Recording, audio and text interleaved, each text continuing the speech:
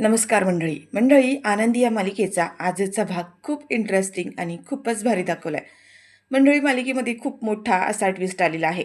आणि मंडळी ज्या पृथ्वीला विद्याधरने त्याच्या डोक्यामध्ये काठी घातलेली असते, रॉड घातलेला असतो, त्या विद्याधरला त्या आनंदीने रक्त देत त्याचा जीव वाचवलेला आहे. तर मंडळी एवढंच नाही, आता पृथ्वी शुद्धीवर आल्यानंतर त्या पृथ्वीसमोर खूप मोठं आणि भयानक असं सत्य समोर आलेलं आहे. म्हणजे ह्या विद्याधरचा खरा चेहरा सगळ्यांसमोर आला आहे. आणि मंडळी ते दुसरं तिसरं कोणी नाही तर स्वतः आता आबांनी विद्याधरचा खरा चेहरा सगळ्यांसमोर आणलाय आणि पृथ्वीचे फायनली डोळे उघडलेत. तर मंडळी हा विद्याधर आता आनंदीला इकडे पांढरी साडी आणून देतो आणि तो संताप आता आनंदीला सहन न झाल्यामुळे आनंदीने गरम गरम तव्याने विद्याधरच्या गाळावर छान असा चटका दिलाय. आणि पुन्हा माझ्या नवऱ्याबद्दल आणि माझ्या मुलाबद्दल पुन्हा असं वाईट आणि अभद्र बोलास तर यापेक्षाही तुझी वाईट अवस्था करेन, असं म्हणत आता आनंदीने त्याच तव्याने पुन्हा एकदा विद्याधरचा गाल चांगला शेकवलाय. तर मंडळी आजचा भाग खरंच खूप इंटरेस्टिंग आहे, त्यामुळे थोडाही स्किप न करता शेवटपर्यंत नक्की पहा. आणि चॅनलवर नवीन असाल, चॅनल अजूनही सबस्क्राईब केलं नसेल तर चॅनल आत्ता सबस्क्राईब करून घ्या. म्हणजेच मालिकांचे असेच येणारे रोजचे नवीन व्हिडिओज आणि नवीन अपडेट सगळ्यात आधी तुम्हाला आपल्या चॅनलवर पाहायला मिळतील. आणि सोबत व्हिडिओला लाईक करायला विसरू नका. तर मंडळी इकडे आता विद्याधर आणि पृथ्वी दोघंसुद्धा आता इकडे पोलीस स्टेशनला चालले आहेत. आणि हा विद्याधरनं गाडी अतिशय प्रचंड म्हणजे स्लो चालवत असतो. आता पृथ्वी म्हणतो की अरे दादा काका काय करतोयस तू, हे गाडी एवढे स्लो का चालवतोयस, अरे पटापट घे ना तिकडे पोलीस स्टेशनमध्ये, नाही तर ते गुंड आहेत ना निघून जातील. आता विद्याधर म्हणतो अरे पृथ्वी असं काय करतो, मी गाडी चालवतोय ना, अरे बघ ना रस्त्याला किती खड्डे आहेत आणि हे ट्रॅफिक बघ किती आहेत, अरे एवढी का घाई करतोयस, उगाच कशाला आपण आपला जीव धोक्यात घालायचं, आणि कुठे गुंड पळून जाणार आहेत, नको काळजी करूस, आपण वेळेवर पोचू. आता हा ना पृथ्वी म्हणतो की अरे काका काय पण तू किती गाडी स्लो चालवते रे, असं कोणी गाडी चालवते का, दे बरं मी गाडी चालवतो. तर आता हा म्हणतो की नाही रे, अरे चालवतो रे, मी चालवतो गाडी, काही काळजी करू नकोस. आणि मंडळी आता ह्यांची गाडी पुढे जात असताना ना पृथ्वीचं एका ठिकाणी लक्ष जातं, म्हणजे तिथे एक टेम्पो उभा असतो. आता हा म्हणतो, पृथ्वी बघतो आणि म्हणतो की टेम्पो, हाच तर तो टेम्पो आहे. आणि तुम्ही काका थांबव गाडी थांबव. आता विद्याधर गाडी थांबवला काय तयार नाही आहे. विद्याधर म्हणतो की काय झालं. पृथ्वी म्हणतो अरे तो बघ तिथे ट्रक उभा आहे ना, तोच ट्रक, याच टेम्पोमधून आहे ना तो लाकडी बॉक्स, त्याच्यातून आनंदीला घेऊन आले होते, मी पाहिलं होतं, हाच तो बॉक्स आहे. आता विद्याधर घाबरले आणि म्हणतात की हे लोक इथंच कडमडलेत अजून, म्हणजे अजून इथून गेलेच नाहीत का, हा जर पृथ्वी तिथपर्यंत गेला ना तर माझं काही खरं नाही आहे, माझं मरण होणार. नाही हा. आणि तो म्हणतो की अरे पृथ्वी असे हजारो ट्रक असतात रे जगामध्ये, कशावरून तोच ट्रक आहे, आणि तुला काय वाटतं ते गुंड अजून इथंच थांबले असतील. पृथ्वी म्हणतो नाही काका, मी बरोबर ओळखलंय, जेव्हा हा ट्रक हा टेम्पो आपल्या घराच्या बाहेर आला होता तेव्हा मी खिडकीजवळ उभा होतो आणि मी पाहिलेलं, हाच तो टेम्पो होता, मला माहिती आहे ना, तू थांबव ना गाडी, तू थांबव ना. आता विद्याधर म्हणतो मेलो, आता मी कर्माने मेलो. पृथ्वीला म्हणतो की अरे पृथ्वी कशाला एवढी घाई करतोय, आणि हा काही गाडी थांबवायला तयार नाही आहे. पृथ्वी म्हणतो काका गाडी थांबव, मला माहिती आहे हीच माणसं आहेत, ही माणसं जर आता आपल्या हातातनं सुटली ना तर आपल्याला मिळणार नाही आहेत. विद्याधर म्हणतो की अरे ऐक काम कर, त्यापेक्षा तू पोलिसांना फोन कर ना, तू कशाला एवढी मोठी रिस्क घेतोय. पृथ्वी आता मात्र ऐकत नाही आणि म्हणतो की काका गाडी थांबव म्हणतो ना, नाहीतर ते गुंड माझ्या हातातनं पळून जातील, नाही असं होऊ शकत नाही आहे. आणि असं म्हणून आता पृथ्वी गाडीचा दरवाजा उघडतो आणि तो बाहेर पळालाय. मंडळी जसा पृथ्वी बाहेर जातो तसं विद्याधर म्हणतोय अरे देवा आता काय होऊन बसलं हे सगळं, ह्या पृथ्वीने जर त्या माणसांना पकडलं तर माझं काही खरं नाही आहे. त्या शलाकाला सांगितलं की त्या माणसांना ह्या शहरातून बाहेर काढ, पण तिने पण ते काम केलं नाही आहे. आता मंडळी आता हा पृथ्वीला धावत त्या ज्या ठिकाणी हे गुंड थांबलेले असतात, म्हणजे तिथे एक झोपडी दाखवली आहे, आणि आता पृथ्वी तिथे जातो आणि त्या दरवाजावर लाथ मारून त्याचा दरवाजा उघडतो. तर तीच माणसं तेच दोघं जण त्याच्यासमोर असतात. आणि आता पृथ्वीला आठवतं की हा तोच माणूस आहे ज्याने त्याच्या चेहऱ्यावरचा मास्क काढला होता. आता एका माणसाला तर त्याने अगदी बरोबर ओळखलंय आणि दुसरा त्याच्यासोबतचा आता त्याला सुद्धा पृथ्वीने बघितलंय. आता हा पृथ्वी आहे ना, जसं पृथ्वी आत जातो तसे हे दोघं स्वतःच्या चेहऱ्याला मास्क लावायचा प्रयत्न करतात. पृथ्वी म्हणतो तुम्हीच आहात ना ते दोघं जण, तुम्हीच आनंदीला किडनॅप केलं होतात ना. आता तो माणूस म्हणतो कोण आहे रे तू, कोण आहे तू, इथून निघा नाही तर तुझे काय हाल होतील माहिती नाही आहे. पृथ्वी म्हणतो चल तुला घाबरत नाही मी, खरं खरं सांग, कोणी तुला ही गोष्ट सांगितली होती, कोणी तुला सुपारी दिली आनंदीला किडनॅप करायची, बोल लवकर. आणि हा पृथ्वी त्याच्यावरती धावत जातो. तसे दोघं सुद्धा आहे ना ह्या पृथ्वीवरती धावत आलेत. आणि ह्या तिघांमध्ये आता झटापट सुरू झाली, मारामारी सुरू होते आणि ते गुंड पळून जाण्याचा प्रयत्न करतात. पण पृथ्वी मात्र त्यांना काही सोडत नाही आहे. त्या दोघांना सुद्धा त्यांनी पकडलंय आणि त्या दोघांना सुद्धा आता धूत असतो. तर मंडळी आता ह्या तिघांमध्ये ना खूप अशी झटापट होताना दाखवले. आणि हा विद्याधर आता मागून धावत आलाय. आता विद्याधरने बघितलंय की पृथ्वीने ह्या दोघांना सुद्धा पकडलंय आणि ह्या दोघांनी सुद्धा ह्यांचं आता विद्याधरचं जर नाव घेतलं तर मग त्याचं काही खरं नाही आहे. पृथ्वी त्या दोघांना असं मानेत हात घातल्या दोघांच्या पण, आणि म्हणतोय की सांगा कोणी तुम्हाला सांगितलं हे सगळं करायला, कोणी सुपारी दिली होती. तेवढ्या आता ती गुंड आहेत ना, आता ह्या विद्याधरचं नाव घेणार असतात. ते म्हणत असतात की विद्या विद्या असं फक्त करतात ते, आणि विद्याधरचं नाव घेणार. तेवढ्यात हा विद्याधर आता मागून येतो आणि त्याने लोखंडी एक हा असतो, सळी असते मोठी, ती आहे ना ह्या पृथ्वीच्या डोक्यात घातली आहे. आणि पृथ्वी आता पूर्णपणे बेशुद्ध झाला, म्हणजे त्याला समोर काही दिसतच नाही आहे. विद्याधर आधी सुरुवातीला घाबरतो की हा जिवंत आहे ना की मेला की काय. आता पृथ्वी तिथेच खाली टेबलवर पडलाय. आणि हा विद्याधर लगेच त्या माणसांना म्हणतो, तुम्ही अजून इथेच कळमळलाय काय? तुम्हाला सांगितलं होतं ना की लगेचच्या आत्ताच्या आत्ता शहर सोडून जायचं, तुम्ही इथे काय करताय? आणि त्या विद्याधरने त्या दोघांना सुद्धा भरपूर चोपलेलं असतं बरं का. आणि म्हणतो की सटका, आत्ताच्या आता इथून सटका, नाही तर तुमचा जीवच घेईन मी. आणि तुम्ही माझं नाव घेत होतात त्याच्यासमोर, ह्या विद्याधर निंबाळकरचं नाव घेणार होतात. तुम्हाला सोडणार नाही आहे मी इथून गायब व्हा, नाही तर जर तुम्ही पोलिसांच्या हाती लागलात तर सगळ्यात पहिला मी तुमचा जीव घेईन. निघा, सटका पहिले इथून. आणि विद्याधर जाता जाता पुन्हा त्यांना मारतो आणि म्हणतो की माझं नाव कुठेही येता कामा नये, नाहीतर गाठ माझ्याशी आहे, लक्षात ठेवा. आणि मंडळी ते गुंड आता तिथून पळून गेलेत. आणि तसा हा विद्याधर आता पृथ्वीकडे पाहतो आणि त्याला परत पुन्हा तसंच वाटतं की हा विद्याधर जिवंत आहे ना, म्हणून त्याच्या नाकाला हात लावताना बघतो की त्याचा श्वास अजून चालू आहे. आणि तो त्याच्या डोक्यालाही बघतो, तर पृथ्वीच्या डोक्यातून आता रक्त वाहत असतं. ते रक्त आणि हाताला लागलेली घाण सगळं आता हा विद्याधर स्वतःच्या अंगाला लावून घेतो. आणि त्याला हे कळतं की म्हणजे पृथ्वी अजून जिवंत आहे. त्याला आनंद होतो, म्हणजे हा अजून पण मेला नाही आहे आणि आपण त्याला मारलं आहे ते त्याला कळलं पण नाही आहे. तो त्याच्या अंगाला लागलेलं रक्त स्वतःच्या डोक्याला, स्वतःच्या कपड्यांना इकडे तिकडे सगळीकडे लावतो. आणि मग पृथ्वीला म्हणतो, पृथ्वी, ए राजा पृथ्वी, उठ ना, पृथ्वी उठ, अरे काय झालं बाबा तुला? अरे मी तुला सांगत होतो ना, कशाला तू आला इथे, एवढी मोठी रिस्क घेतली? पृथ्वी उठ. आणि असा खूप मोठा त्याने कांगावा केलेला असतो, रडण्याचं नाटक करत असतो, घाबरल्याचं नाटक करत असतो. आणि मंडळी तेवढ्यात आता पृथ्वीला थोडीशी शुद्ध आली आहे. विद्याधर म्हणतो, हां हां हां, शुद्ध आली, पृथ्वीला शुद्ध आली. पृथ्वी बरं वाटते ना तुला? अरे लेका, किती लागलंय तुला? तुला सांगत होतो ना इथे एकटा येऊ नकोस म्हणून. काल असं ते तुला सांगत होतं पोलिसांना घेऊन ये. पृथ्वी म्हणतो, ती माणसं कुठे गेलेत? विद्याधर म्हणतो, ती माणसं मरू देत. अरे तुझ्या डोक्याला केवढं लागलंय बघ. मी जेव्हा इथे आलो ना तेव्हा तिथल्या एका माणसाने तुझ्या डोक्यामध्ये ती लोखंडी रॉड घातला. अरे मी इतका घाबरलो होतो, त्या माणसांसोबत झटापट माझी सुद्धा झाली. हे बघ, मला पण किती मारलंय त्याने, आणि माझ्या हातात निसटले रे ते, मला नाही सापडले. पृथ्वी काय करून घेतेस? अरे तुला काय झालं असतं मग? तर पृथ्वी म्हणतो, काका ते सगळं जाऊ दे, त्या पोलिसांजवळ जाऊन ह्या लोकांची माहिती द्यायला हवी. चल आत्ताच्या आता पोलीस स्टेशनला चल.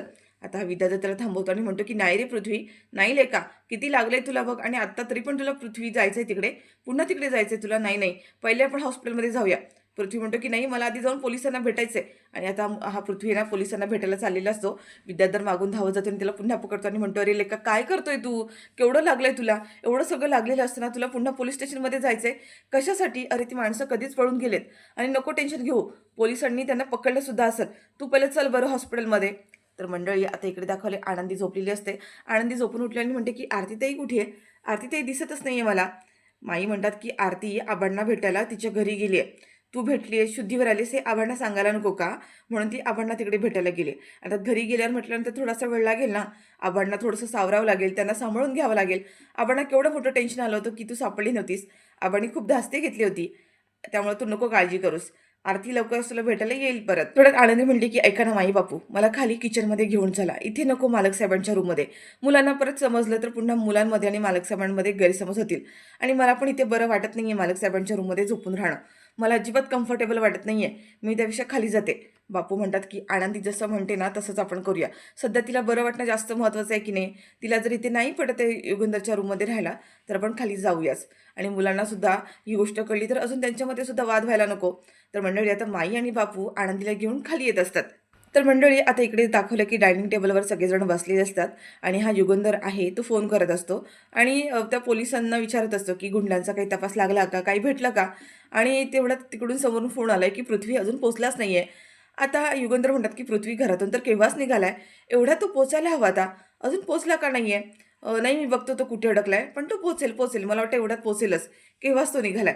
आणि मंडळी तेवढ्यात आता हा विद्याधर जो आहे तो पृथ्वीला घेऊन घरी आलाय. आणि तेवढ्यात बापूंचं लक्ष जातं आणि बापू म्हणतात की अरे पृथ्वी, अरे काय झालं तुला, हे केवढं लागलंय? आता इथे सगळ्यांचंच लक्ष पृथ्वीकडे गेलंय आणि सगळेजणच घाबरलेत. म्हणजे पृथ्वीची ती अवस्था बघून त्याच्या डोक्याला प्रचंड मार लागलेला असतो, अंगावर पण इकडे तिकडे लागलेलं असतं. आणि आता सगळेजण घाबरतात आणि म्हणतात पृथ्वी, अरे काय झालं तुला? आता हा विद्याधर म्हणतो, अरे खुर्ची द्या पहिली, तिला खुर्ची द्या बसायला. आता सगळ्यात जास्त कांगावा हा विद्याधरचाच असतो. आणि पृथ्वी बिचारा येऊन तिथे शांतपणे बसलाय. शिल्पा जाते आणि म्हणते, अरे पृथ्वी काय झालं तुला? नक्की काय लागलं काय? बापू म्हणतात, अरे काय झालं, कोणी मारलं का, की काही अपघात झाला, काय झालं सांगा आम्हाला, काय झालं ते, एवढं कसं लागलं पृथ्वी तुला? अरे विद्याधर बोल ना काहीतरी. विद्याधर म्हणतो हो हो सगळं तुम्हाला सांगतो, आधी त्याला पहिलं पाणी द्या बरं. आता इथे पृथ्वीला पाणी देतात आणि त्यानंतर पृथ्वी पाणी पितो आणि विद्याधर म्हणतो सांगतो, तुम्हाला सगळं सांगतो. आम्ही इथून पोलीस स्टेशनमध्ये चाललो होतो आणि पोलीस स्टेशन मध्ये जाता जाता पृथ्वीला त्या गुंडांचा ट्रक दिसला आणि आम्ही त्या ट्रकजवळ त्याला सांगत होतो की आपण पोलीस स्टेशनमध्ये जाऊया डायरेक्टली. पण हा पृथ्वी ऐकतो कसला, डायरेक्ट गाडीतून उतरला आणि त्याच्या मागोमाग मी पण गेलो आणि तिथे गेल्यानंतर तिथे झोपडी होती. त्या झोपडीमध्ये ते 2 गुंड होते. आता ते गुंड ऐकतात का? आता ह्या तिघांमध्ये पण झटापट झाली आणि मी जेव्हा तिथे गेलो ना, तेव्हा तिथं आणखीन एक कोणतरी माणूस आला होता आणि त्या माणसाने ह्या पृथ्वीच्या डोक्यामध्ये लोखंडी रॉड घातला. आता मंडळी हा जो काही स्टोरी सांगत होता ना विद्याधर, ती सगळी खोटी स्टोरी आहे हे आता मालक साहेबांना कळलंय. हा आपल्याशी खोटं बोलतोय. आता ही सगळी स्टोरी ऐकल्यानंतर शिल्पा घाबरलेली असते, माई आणि बापू पण घाबरलेत. शिल्पा म्हणते की अरे मग तू कुठं होतास, तू काय केलंस? आता हा विद्याधर म्हणतो की अगं मी तिथेच होतो म्हणून तर ह्या पृथ्वीचा जीव वाचला ना. त्या पृथ्वीच्या डोक्यामध्ये रॉड लागल्यानंतर तो तर बेशुद्ध होऊन पडला आणि मीच त्या गुंडांना धू धुतला की. आणि त्यानंतर त्या गुंडांनी सुद्धा मला पण किती मारले बघ, मला पण किती लागलंय. आता ही शिल्पा म्हणते अरे पण तुला कळत नाही का, तू त्याला तिथे जाऊच का दिलं, तू त्याला पकडून का नाही ठेवलं? आता विद्याधर म्हणतो की मी त्याला पकडून ठेवलं होतं, त्याला तिथे जाऊच देत नव्हतो. मी त्याला म्हणत होतो की आपण आधी पोलिसांना भेटूया, पोलिसांना सांगूया, पोलीस काय ते बघतील. पण हा पृथ्वी माझं ऐकेल तर पृथ्वी म्हणतो की हो माझंच चुकलं, खरं तर तिथे जाण्याआधी पोलिसांना इन्फॉर्म करायला होतं, मी एकट्या तिथे जायलाच नको पाहिजे होता. तर आता इथे लगेचच विद्याधर म्हणतो की हो ना, आणि बघ ना त्या गुंडांनी आपली काय अवस्था करून ठेवली ती. मंडळी आता जेव्हा ह्यांचं हे बोलणं सुरू असतं, मालक साहेबांचा काडी मात्र विश्वास नाही आहे या विद्याधरवरती. त्यावर मालक साहेब म्हणतात की पृथ्वी, यामध्ये तुझी काही चूक नाही आहे. खरं तर हा सगळा या विद्याधरचा डाव आहे. विद्याधरनेच हे सगळं केलंय. आनंदीच्या किडनॅपिंग मागे ह्या विद्याधरचाच हात होता. हे आता सगळं काही त्याने आता सांगितलंय. त्यावर आता हा विद्याधर म्हणतो की दादा काय बोलतोय तू, असे बिनबुडाचे आरोप माझ्यावरती करू नकोस. अरे मी का करेन असं? शिल्पा म्हणते की विद्याधर खरं खरं सांग, काय हा सगळा प्रकार आहे? विद्याधर म्हणतो अगं ताई मी असं करेन? अगं हा माझा पुतण्या, माझ्या मुलासारखा आहे तो, माझ्या मुलासारखा जीव लावतो मी त्याला आणि मी असं सगळं करेन? दादा तू काय बोलतोयस? आता हा युगंधर म्हणतो मी जे बोलतोय ना ते अगदीच योग्य आहे. पृथ्वी तिथे काळजीपुटे गेला त्या गुंडांना मारण्यासाठी, पण पृथ्वीच्या डोक्यामध्ये ती लोखंडी रॉड घालणारा तिसरा माणूस कोण होता माहिती आहे का? हा विद्याधरच होता. ह्या विद्याधरनेच त्या पृथ्वीच्या डोक्यामध्ये लोखंडी रॉड घातला. का तर ह्या गुंडांनी विद्याधरचं नाव घेऊ नये, त्या पृथ्वीसमोर सगळं सत्य येऊ नये म्हणून हे सगळं केलं. नाहीतर मग तिसरा माणूस कोण होता आणि कुठे गेला सांग बरं. तर आता हा विद्याधर पुन्हा चिडतो आणि म्हणतो दादा हे असे बिनबुडाचे आरोप मी सहन करणार नाहीये, हे घाणेरडे आरोप माझ्यावरती करू नकोस. तेवढ्यात आता पृथ्वी पण म्हणतो की बाबा ह्या सगळ्यामध्ये काकाचा काही दोष नाहीये, तो असं का करेल आणि माझा काकावरती पूर्ण विश्वास आहे. अरे आज मी जो काही जिवंत आहे ना तो त्याच्यामुळे आहे. मंडळी आता हा आहे ना हा जो विद्याधर आहे तो म्हणतो की हो तेच तर म्हणतोय ना, मी होतो म्हणून आज पृथ्वीचा जीव वाचला. आता ही धनश्री पुढे जाते आणि म्हणते की दादा तुम्ही काय बोलताय, हे असं कधी बी करणार नाहीत, पृथ्वीच्या जीवावर हे कधी बी उठणार नाहीत, तुम्ही काय बोलतायत, उगाच का त्यांच्यावर असे खोटे नाटे आरोप करतायत? आता मंडळी ह्या सगळ्या गोष्टींवरती ना बापूंना आणि माईंना माहिती आहे की हा विद्याधर कोणत्याही खालच्या तळाला जाऊ शकतो. युगंधर म्हणतो की विद्याधर तू काय आहेस ना मला चांगलंच माहिती आहे, मी तुला ना अख्खा कळून पाहिलोय, तो कुठे काय करशील याचा मला चांगला अंदाज आहे. आता त्या गुंडांनी तोंड उघडू नये म्हणून तू माझ्या पोरावर पृथ्वीवरती हल्ला केलास, हे मला कळत नाही असं समजू नकोस. मंडळी आता पृथ्वी उभा राहतो आणि म्हणतो की बस बस बस झालं निंबाळकर, मी म्हणालो ना की माझा काकावरती पूर्ण विश्वास आहे, काका असं कधीच करू शकत नाहीये. आज मी जो काही जिवंत आहे तो फक्त आणि फक्त काकामुळे आहे आणि तुम्ही ह्या सगळ्यामध्ये का पडताय? तेवढ्यात हा विद्याधर समोर येतो आणि म्हणते अरे पृथ्वी तू ह्याच्यासमोर किती काही बोललास ना तरी काही बी फरक पडणार नाहीये, ह्याला प्रत्येक वेळेला ना मीच दिसतो. ह्याने आनंदीशी लग्न केलं, त्याला मला जबाबदार ठेवलं, प्रत्येक ह्या घरात जी जी काही गोष्ट होईल त्या सगळ्या गोष्टीला हा दादा मला जबाबदार धरत असतो. जे काय झालं माझ्यामुळे झालं, जे काय झालं माझ्यामुळे झालं. अरे किती घाणेरडे आरोप करणार आहेस तू माझ्यावर, प्रत्येक वेळेला तू माझ्यावर घाणेरडे आरोप करतोयस. आता युगंधर म्हणतो की अरे तू काय माणूस आहेस, काय चीज आहेस हे मला माहीत नाही, हे समजू नकोस. आणि पृथ्वीला म्हणतो की पृथ्वी ज्या वेळेला ह्या माणसाचा खरा चेहरा तुझ्यासमोर येईल ना तेव्हा खूप उशीर झालेला असेल. मंडळी आता ही धनश्री पुन्हा म्हणते की दादा तुम्ही काय बोलताय, तुम्ही ह्यांच्याबद्दल बोलताय, हे असं कधी बी करणार नाहीत, माझा विश्वास आहे यांच्यावर. आता ही धनश्री यांना मध्येच उगा करत असते बरं का. आणि मंडळी हा युगंधर यांना पुन्हा आता त्याच्यावरती आरोप करतो आणि म्हणतो की मला चांगलं माहिती आहे तू किती आता हा कांगावा केलास ना, किती दिखावा केलास, तरी मला चांगलं माहिती आहे की पृथ्वीवर हल्ला तूच केलास. आता हा विद्याधर पुन्हा चिडतो आणि म्हणतो की दादा बस आता बस, पुन्हा जर जास्त बोललास ना तर माझा हात उठेल तुझ्यावरती. अरे ऐकून घ्यायला राहिलोय, लहान आहे तुझ्या पेक्षा म्हणून वाटेल तो आरोप करणार आहे का तू माझ्यावर? वाटेल ते बोलणार आहे? अरे तू बघ ना, तू काय केलंयस?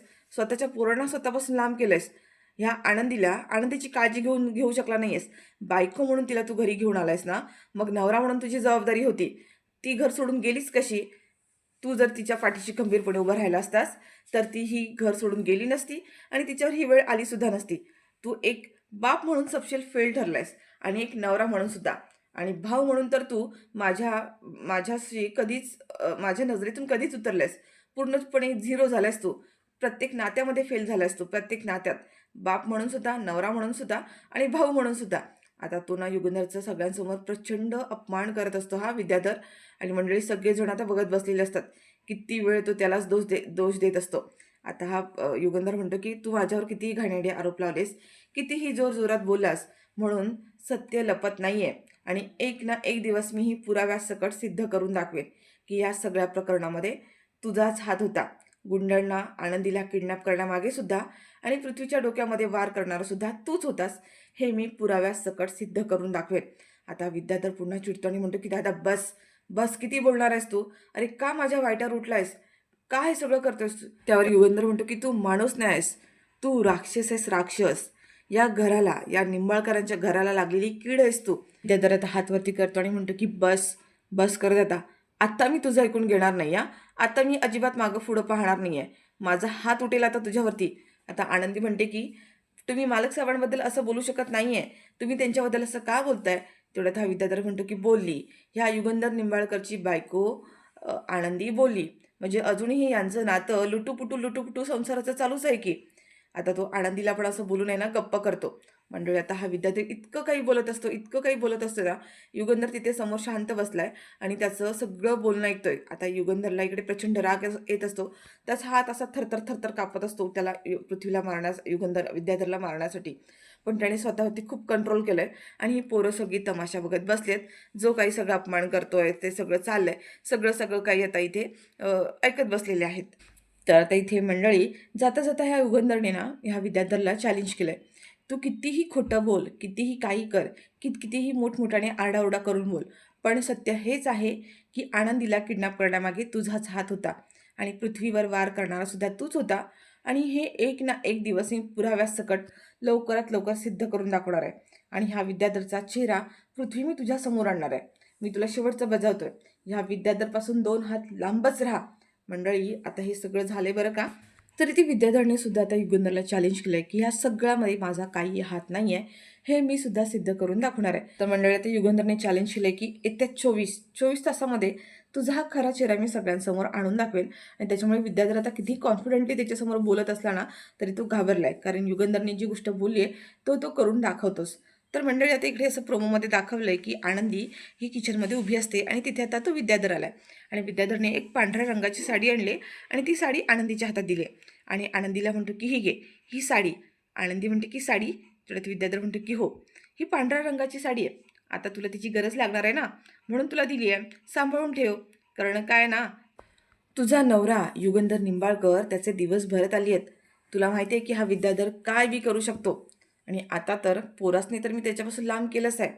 पण आता जसा हा युगंधर निंबाळकर माझ्या वाट्याला जाईल तसा हळूहळू मी त्याला संपून टाकणार आहे. आणि असंच नाही तर ह्या पोरांना सुद्धा, या पृथ्वीला सुद्धा असंच घोळात घेऊन त्याला सुद्धा मी एक ना एक दिवस संपून टाकणार आहे. म्हणजे हा विद्याधरचा आता काहीतरी नाही वेगळाच प्लॅन आहे, वेगळाच कट आहे बरं का. आणि हा पृथ्वीबद्दल आणि युगंधरबद्दल प्रचंड वाईट साईड बोलत असतो आणि आनंदीला नाही ह्या गोष्टीचा खूप राग आलाय. तर म्हणजे आता इथे दाखवलं की आनंदी जिथे उभी असते तिथे गॅस शेगडी सुरू आहे आणि त्याच्यावरती एक तवा सुद्धा ठेवलेला आहे. आणि तो तवा त्यांना प्रचंड तापलेला असतो. आणि विद्याधर जे काही युगंधर आणि मालक साहेबांबद्दल जे काही वाईट साईड बोलत असतो त्या गोष्टीचा आनंदीला इतका राग आलेला असतो, म्हणजे आनंदी आता ती गोष्ट सहनच करू शकत नाही आहे. आणि विद्याधर म्हणतो की ह्या पांढऱ्या साडीची तुला नक्कीच गरज लागणार आहे. म्हणजे दोघांपैकी एकासाठी तरी तुला पांढरी साडी नेसावीच लागेल नाही का. आता आनंदीला इतका राग येतो त्या गोष्टीचा, तिच्या रागाने डोळ्याशी लाल बुंद झालेले असतात. आणि तो गरम झालेला तवा आता आनंदी हातात घेते आणि तो तवा आता विद्याधरच्या गालावर तिने असं जोरात मारलाय. विद्याधरचा त्या तव्याने गाल भाजून असं गाल पूर्णपणे लाल लाल झालेला दाखवलाय बरं का. आणि आनंदीचा हा रुद्रावतार बघून विद्याधरच्या पायाखालची जळणे सरकले. विद्याधर म्हणतो की हिच्यामध्ये एवढी हिंमत. आनंदी म्हणते मला हलक्यात घ्यायचं नाही. माझ्या नवऱ्याबद्दल आणि माझ्या मुलाबद्दल एक शब्द जरी वाईट शब्द तुम्ही बाहेर काढलात, तर यापेक्षा वाईट अवस्था करून ठेवीन तुमची मी. आत्तापर्यंत तुम्ही मला कमजोर समजत आलात. पण या आनंदीचा खरा चेहरा अजून काय आहे ते तुम्ही बघितलं नाही आहे. आणि मंडळी विद्याधर खरंच घाबरलेला असतो बरं का. आणि त्याचा चेहरा एकदम लालबुंद दाखवलाय. आता नेमकं उद्याच्या भागामध्ये काय घडणार आहे, कसं घडणार आहे, हे सगळं काही आता आपल्याला उद्या बघायला मिळेल. तर मंडळी तुम्हाला आजचा भाग कसा वाटला कमेंट करून नक्की सांगा. व्हिडिओ आवडल्यास व्हिडिओला लाईक करा, शेअर करा आणि चॅनलवर नवीन असेल तर चॅनल आता सबस्क्राईब करून घ्या.